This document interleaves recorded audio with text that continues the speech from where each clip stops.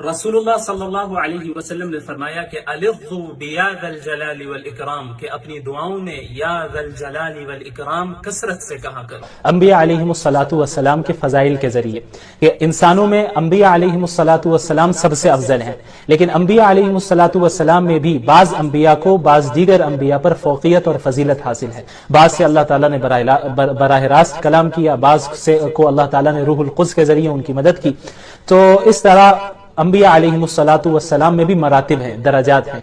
और हमारा ये अकीदा है कि मुहम्मदुर रसूलुल्लाह सल्लल्लाहु अलैहि वसल्लम सय्यदुल मुरसलीन हैं और तमाम अंबिया और रसूलों में सबसे अफजल हैं।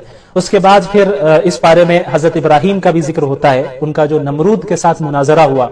अलम तरा इलल्लज़ी हाज्ज इब्राहीम फी रब्बिही अन आताहुल्लाहुल मुल्क इज़ क़ाल इब्राहीम रब्बियल्लज़ी युह्यी व युमीतु क़ाल अना उह्यी व उमीत, के आपने इब्राहीम को देखा, उस शख्स को देखा यानी नमरूद, जिसने इब्राहीम से उनके रब के सिलसिले में मुनाजरा किया, उनसे बहस की। तो नमरूद कौन था? वो अपने खुद को वो सजदे कराया करता था और खुदाई का दावा करता था। तो वक्त के बादशाह से जो है हजरत इब्राहीम ने मुनाजरा किया और उसको कहा कि अल्लाह ही रब्बुल आलमीन वो जात है जो मौत देता है और जिंदगी देता है। तो उसने कहा कि मैं भी मौत दे सकता हूं, मैं भी जिंदगी दे सकता हूं। तो हजरत इब्राहीम ने कहा कि अल्लाह मशरिक से सूरज को निकालता है, फ़अति बिहा मिनल मगरिब, अगर तुम सच्चे खुदा अपने आप को समझते हो तो जरा आज मगरिब से सूरज को निकाल के दिखाओ। तो इस तरह दलाइल के जरिए हजरत इब्राहीम अलैहिस्सलातु वस्सलाम ने नमरूद को खामोश कर दिया। तो मालूम हुआ कि दलाइल के जरिए अपनी दीन इस्लाम की हक्कानियत को साबित करना, इस तरह की डिबेट करना, यह भी अंबिया की सुन्नत है। उसके बाद हजरत उज़ैर अलैहिस्सलातु वस्सलाम के वाक़या का जिक्र है कि एक मरतबा हजरत उज़ैर अलैहिस्सलाम एक तबाहशुदा बस्ती के पास से गुजर रहे थे, ऐसी बस्ती जो उजड़ चुकी थी, बर्बाद हो चुकी थी, तबाह हो चुकी थी।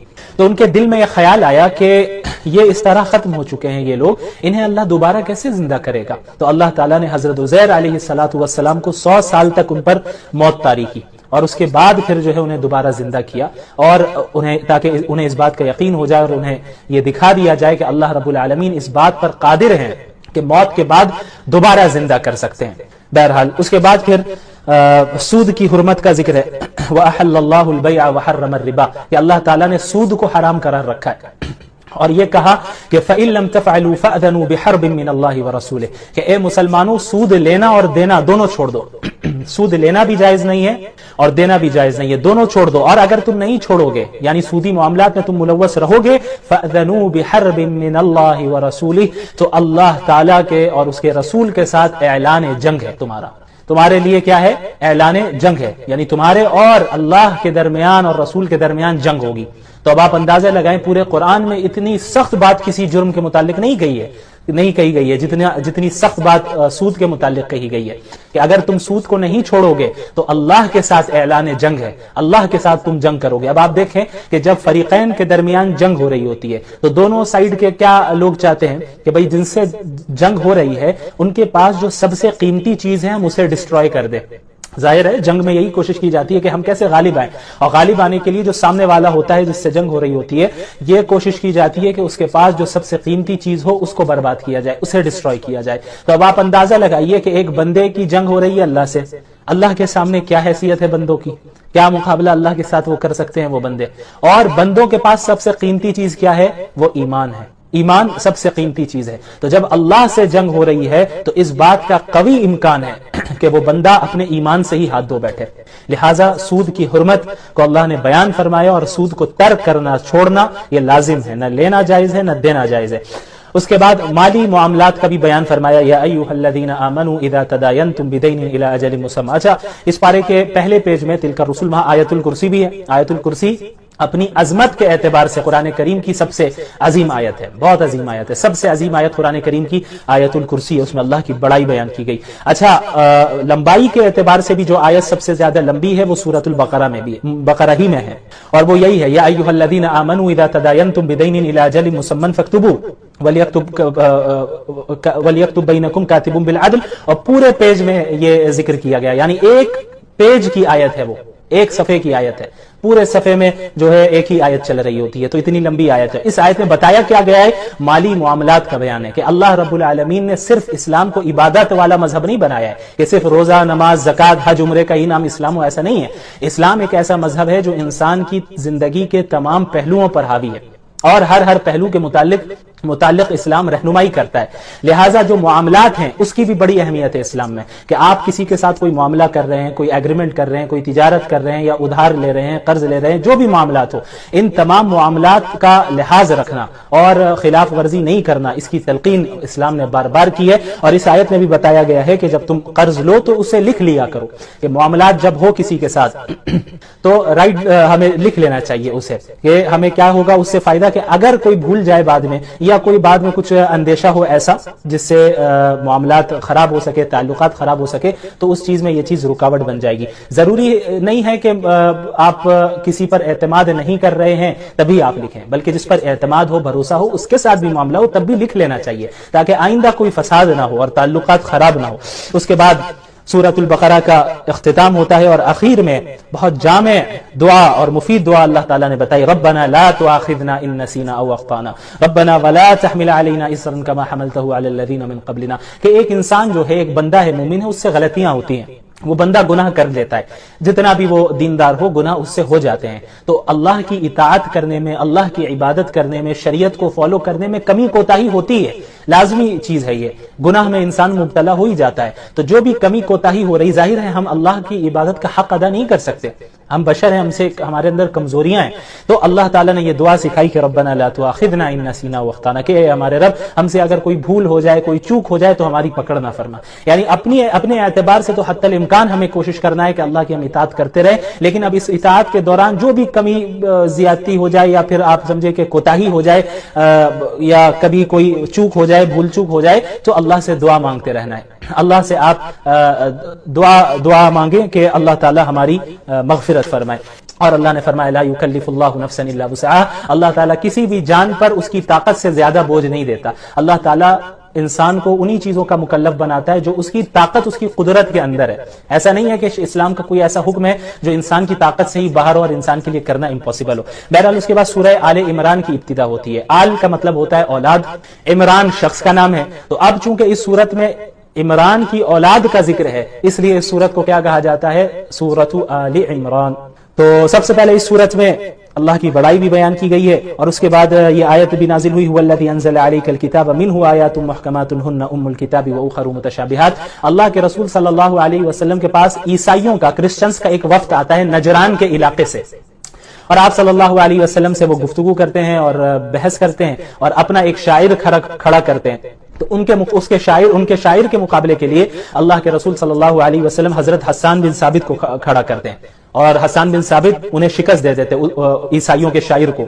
उसके बाद ये ईसाई अपने में से खतीब को खड़ा करते हैं, खुतबा देने वाला, बयान करने वाला, जो स्पीच देता हो बहुत जबरदस्त, उसको खड़ा करते हैं। तो अल्लाह के नबी सल्लल्लाहु अलैहि वसल्लम मुसलमानों में से हजरत साबित बिन कैस को खड़ा करते हैं। तो इनका मुकाबला होता है, हजरत साबित बिन कैस भी अपनी खिताबत से उन्हें खत्म कर देते, शिकस्त दे देते हैं कि जो फसाहत बलागत इनके पास थी वो ईसाइयों की के शायर और उनके खतीब के पास नहीं थी। बहरहाल उसके बाद वो फिर दलाइल के साथ बात करना चाहते हैं, तो अल्लाह के नबी सल्लल्लाहु अलैहि वसल्लम खुद उनके साथ दलाइल के साथ जो है बात करते हैं और अल्लाह की वहदानियत को साबित करते हैं। और उनके यहाँ जो अकीदा तसलीस है, ट्रिनिटी का जो अकीदा है कि वो गॉड के, अल्लाह के 3 अज्जा मानते हैं कि एक जुज फादर का है, दूसरा जुज होली स्पिरिट का है, तीसरा जुज ईसा अलैहिस्सलाम का, और कहते हैं कि इन तीनों हिस्सों का मिलकर जो मजमुआ बनता है उसे जो है खुदा कहा जाता है। यानी अल्लाह के अल-इयाज़ु बिल्लाह 3 हिस्से हैं। तो अल्लाह ने इसकी तरदीद की और अल्लाह के नबी सल्लल्लाहु अलैहि वसल्लम ने दलाइल के जरिए तौहीद को साबित किया।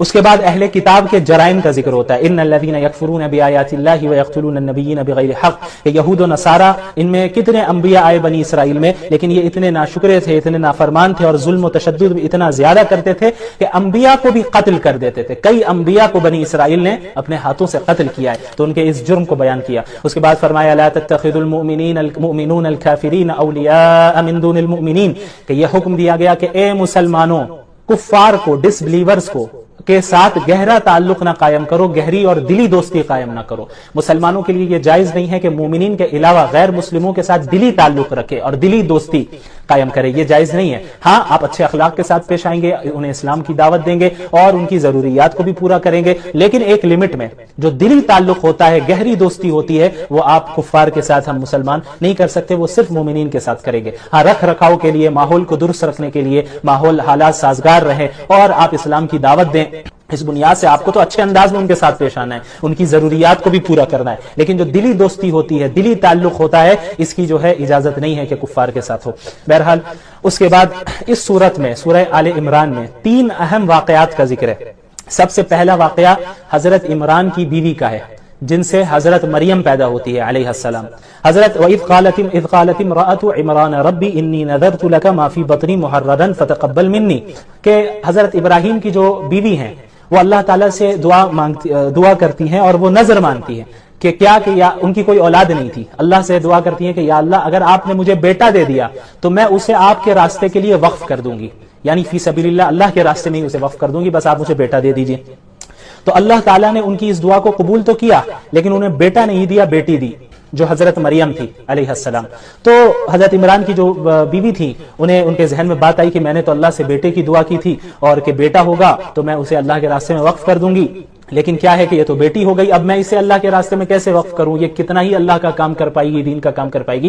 تو اللہ تعالیٰ نے کیا ہی بہترین بات ارشاد فرمائی، وَلَيْسَ الذَّكَرُ كَالْأُنثَىٰ، کہ جو بیٹا آپ نے مانگا تھا وہ اس بیٹی کی طرح نہیں ہے جو ہم نے عطا کی ہے آپ کو۔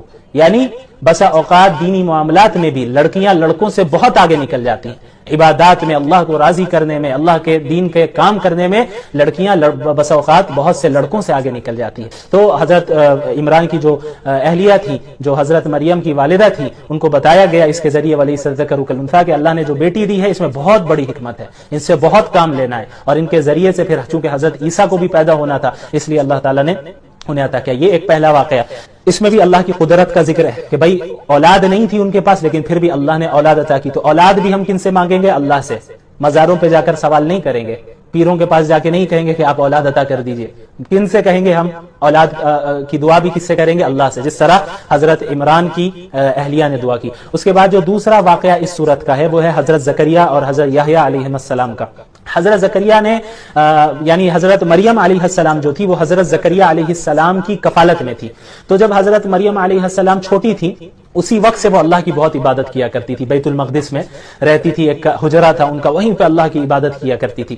تو حضرت زکریہ علیہ السلام ایک مرتبہ داخل ہوئے حضرت مریم کے پاس اور دیکھا کہ ان کے پاس پھل رکھے ہوئے ہیں، اور ایسے پھل ہیں جو کہ ابھی ان پھلوں کا موسم بھی نہیں ہے، بغیر موسم کا پھل رکھا ہوا ہے، اور حضرت مریم جو ہے کہیں باہر نکلتی بھی نہیں ہے عام طور پر۔ تو حضرت زکریہ کو تعجب ہوا اور انہوں نے کہا کہ بھئی انا لکی ھذا، یہ رزق تمہارے پاس کہاں سے آیا؟ تو حضرت مریم نے کہا قالت ہوا من عند اللہ، کہ یہ رزق اللہ کی جانب سے ہے۔ یعنی اللہ تعالیٰ نے غیب سے حضرت مریم کے ساتھ ایسا ان پر یہ فضل کیا، احسان کیا، ان پر رحمت کی کہ انہیں رزق دیا کرتے تھے۔ اللہ تعالیٰ غیب سے جو ہے ان کو پھل اور دیگر جو ہے رزق عطا کیا کرتے تھے۔ تو حضرت زکریہ نے جب دیکھا کہ بھئی اس کے ساتھ ایسا معاملہ ہے تو حضرت زکریہ بھی گئے محراب میں اور وہاں کھڑے ہو کر اللہ سے دعا مانگنے لگے۔ حضرت زکریہ کی بھی کوئی اولاد نہیں تھی، بوڑھے ہو چکے تھے، اور ان کی جو اہلیہ تھی وہ بھی بوڑھی ہو چکی تھی اور بانجھ تھی کہ کوئی اولاد نہیں تھی۔